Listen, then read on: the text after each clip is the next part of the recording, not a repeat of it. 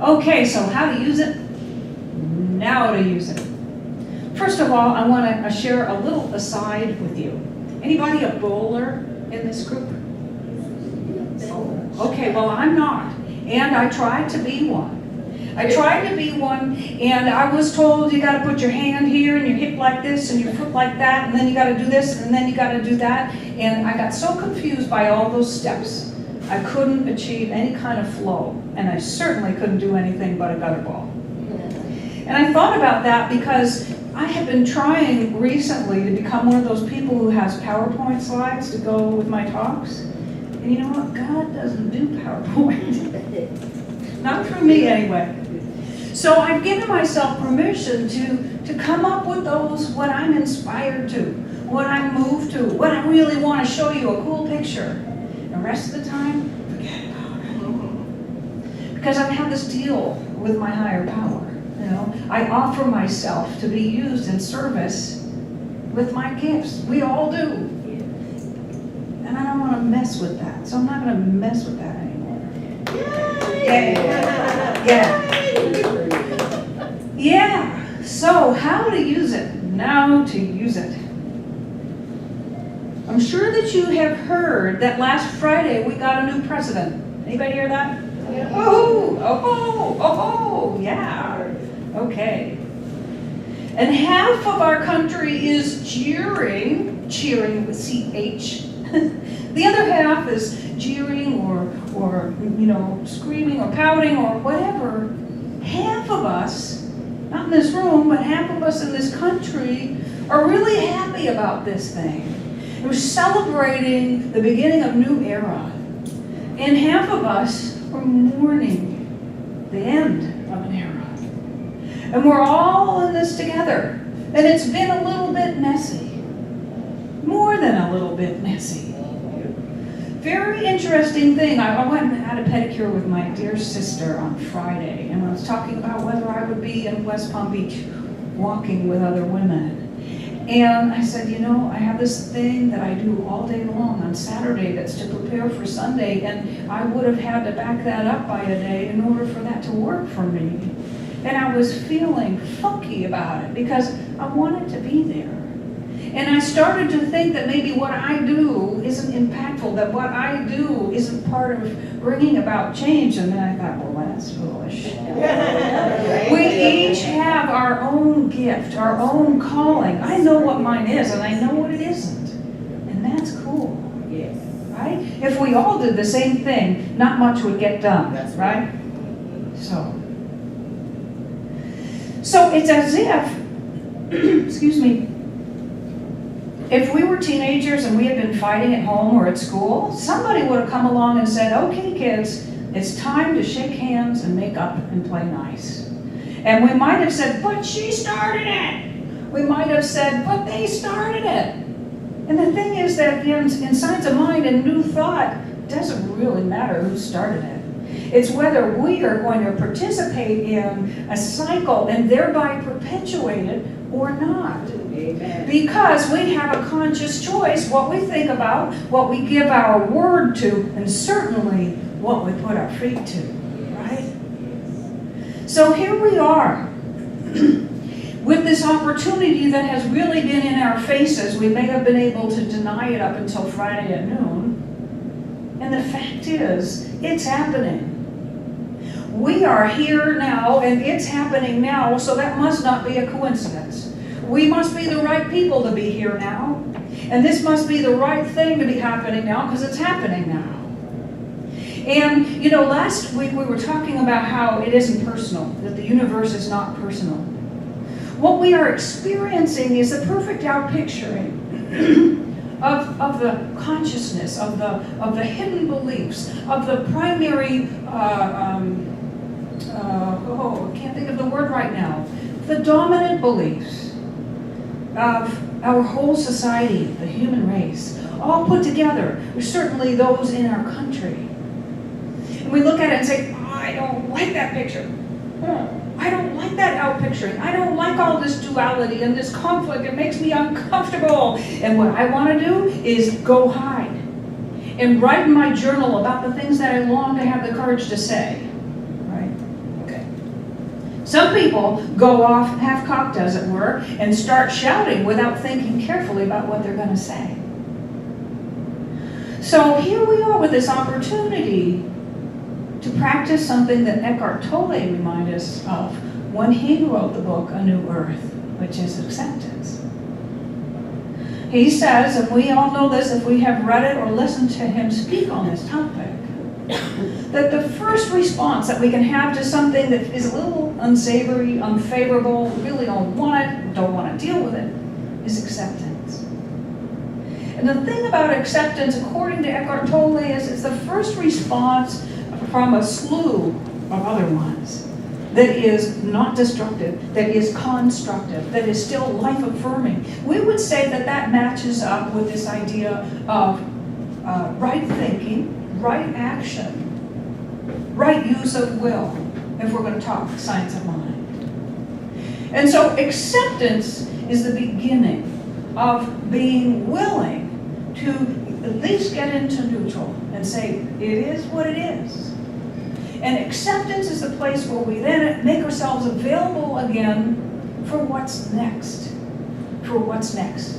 Because guess what? We are part of that. We are here. We are here. Now, what I have found very interesting is because, like I said, I was getting a pedicure with my sister, and the human being getting a pedicure with my sister, I know which way I voted, and I know how I feel personally about that. And I'm also committed to a few other things that make it very interesting about what I can say and do right off the bat. They're very interesting. One of them is that I choose to uphold this thing that is a separation between church and state. And I know that there are plenty of churches who bag that and go ahead and say, if you don't vote for so-and-so, you will no longer be a member here. I don't do that. This is a commitment to take spiritual principle to a higher ideal because it's illegal for me not to. Oh, okay. So I get to be publicly neutral. And yet, I get to find out how to take these spiritual principles that I believe in into what I think, what I feel, what I say, what I do. Here's the other one. Besides it being most appropriate to be neutral, because this is a teaching center, not a preaching center. And you've heard this phrase before. We teach you how to think, not what to think. It's none of my business what you think. Right? That's yours. That's yours. So there's something more, and when I remember what it was, I will come back to that. Okay. So Ernest Holmes has something very interesting to say that kind of blows our reputation for being all in our heads. And this is what it is. It's also from How to Use It. It's the first 3 paragraphs of this 4th section of the Introduction to the Science of Mind textbook. And it goes like this. One of the great difficulties in the new order of thought is that we are likely to indulge in too much theory and too little practice. As a matter of fact, we only know as much as we can prove by actual demonstration. Those are big words, by the way. If you know something and you have not yet proven it by actual demonstration, then you don't really quite know it yet. You're thinking that it might be so, it's still a theory. It is easy enough to rush about shouting that there are no sick people, but this will never heal those who appear to be sick. It is easy to proclaim that there are no needy. Anyone can say this, whether he be wise or otherwise. If we are to prove such statements to be facts in our experience, we shall be compelled to do more than announce principle, no matter how true it may be. How about that? If you thought that we just stood around and affirmed stuff and ignored what's going on in the world, oh no, that's only the theory, and it doesn't become real until it's put into practice. There is no doubt about the immutability and the availability of the law. The law is infinite. It is right where we happen to be at any given time. It occupies all space and fills every form with differentiations of itself. The law also flows through us. Because it flows through everything. everything. And since we exist, it must be in and through us. This, he says, is the crux of the whole matter. Infinite and immutable as the law is, ever present and available as it must be, the potential possibility of all human probability, it must flow through us in order to manifest for us. Through us. Through us. So here we are saying, oh, okay, I'm into it. I'm acknowledging that I need to practice acceptance now. Guess what? The people who voted other than the way you did, they get to practice acceptance too. I mean, we're practically divided down the middle, and so everybody's got to come to the center of the room, of the field, of the ring, together now, right? Everybody has to. It's almost split. Of course, something else that we know through this teaching, and for those of you who are students of the Bible, is that a house divided against itself cannot stand. So there's the big reason why it's time to come to this place. We also say in this teaching and in training practitioners and ministers that we don't pretend nothing's happening. The first thing we do is acknowledge where we're at. If we're working with someone else, we acknowledge where they're at. We offer compassion and comfort and empathy, a glass of water, a blanket, a comfortable chair, a shoulder to lean on. We help one another be in that place and then get out of the story and on with it. But we acknowledge what's going on first. Then we turn away from conditions. It's not the same as pretending there aren't any, okay? Then we turn away from conditions and then we say, okay. Whether you pull up your bootstraps, roll up your sleeves, whatever the case may be, we go back to spiritual principle and we say if it is universally true, and if it never has a beginning or an end, then it's true now and it's true right here. So how am I going to use it now? How am I going to use it now? Many of you know that I bring this contrast and clarity exercise into my teaching about spiritual mind treatment. And I do this because even though in the New Thought world, the idea of saying no or not, right? The universe doesn't hear not and no. Yes, that's true. And before we turn away from conditions, sometimes we need to take a little reading about where we are, get our bearings, right?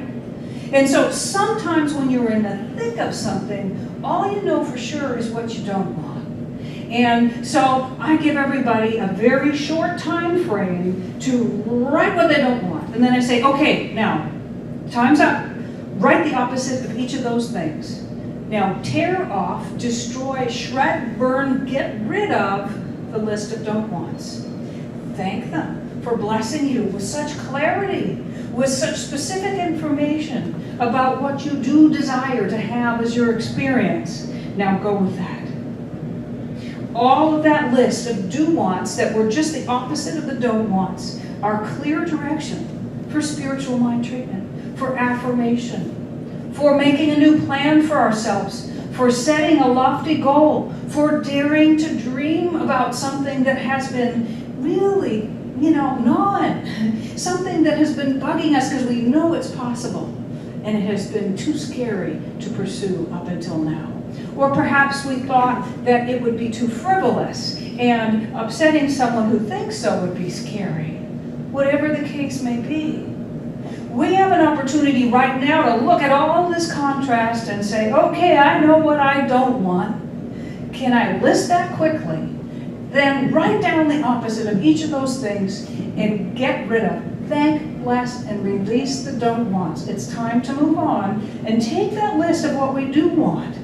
Because not only does that give each of us the clarity as to how to move forward in the direction of who we were made to be, which is harmonious, unified, not all the same, but working together in concert, okay?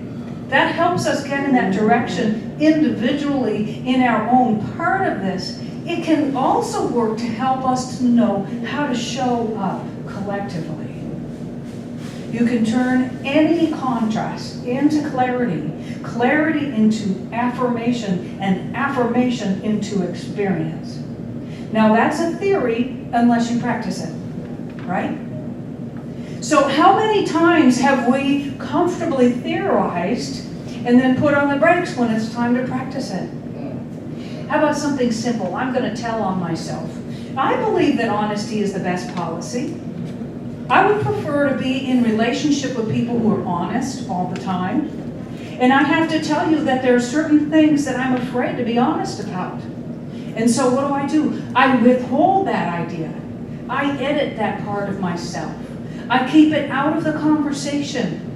And then you can find out years later that I really did like that kind of music, and you never knew because I only listened to it in my headphones when no one was around, you know? And so as I grow on in my life, I realize, well, gosh, why did I leave that out? That really matters to me. So I gracefully introduce a part of myself that I mistakenly hid and take back that piece and show up more authentically, more honestly, as the fullness and wholeness of who I am. And I see who stays and who runs. Right? Because what we haven't known earlier in life, most of us, is that we have that thread of dishonesty. Because the theory is that honesty is the best policy. And yet in practice, we can find that some people stay and some people run. And yet we get a little older and realize, you know what? The ones who stay with me when I'm being my whole self are the ones I want around. They're the ones I'm destined to co-create with. The others, I love and bless them for finding their right place. Edwina Gaines says, if you don't like your job, it belongs to somebody else. Oh, wow. She's coming to town in February. So what other theories are you really in love with that you're not practicing today? What other things, ideals, do you really hold dear, but nobody knows? Some people, women and men, made choices all around the country to go participate in a march that was for women's rights. Now, I would imagine that there were some people in each of those crowds that were a little ticked off and probably got into an against mode. The spirit of that walk was for. It was for. Okay, so that's another thing I'm going to share with you. How many of you have heard Ernest Holmes' Sermon by the Sea? Okay, lots of hands. This was his last address at Asilomar in 1959. And I'm just going to give you, I underlined a couple of the Find Me One Person highlights, okay? And we won't read them all.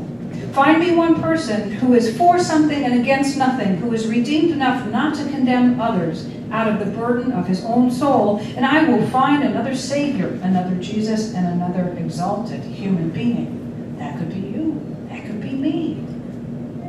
Find me someone who has redeemed his own soul, and he shall become my Redeemer. Find me someone who has given all that he has in love, without morbidity, and I will have found the lover of my soul. Is this not true? Why? Because he will have revealed to me the nature of God and proved to me the possibility of all human souls. Find me one person who communes with cause and effect in the evening, and in the evening star will sing to him, and the darkness will turn to light through him. As the woman who touched the hem of the garment of Christ was healed, shall I be healed of all loneliness forever. And one last one. Find me someone who is no longer sad, whose memory has been redeemed from morbidity, and I shall hear laughter. It goes on and on. We've shared from this before.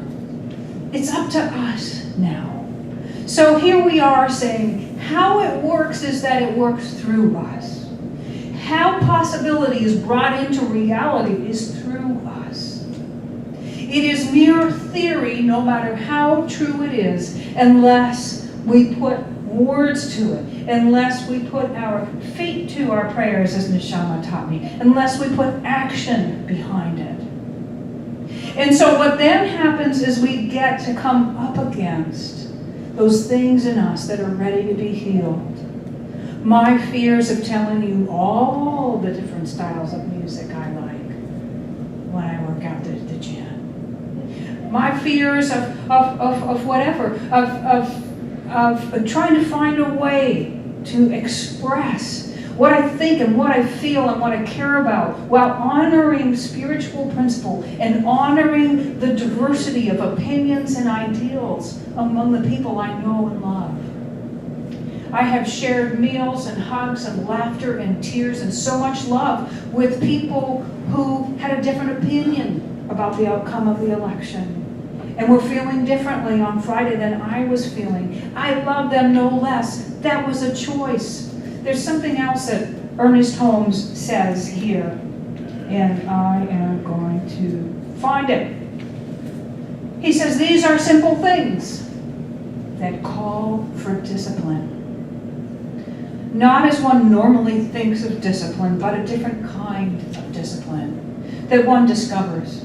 I often sit, he says, for several hours at a time, sometimes all day, thinking one simple thought, no matter what it is.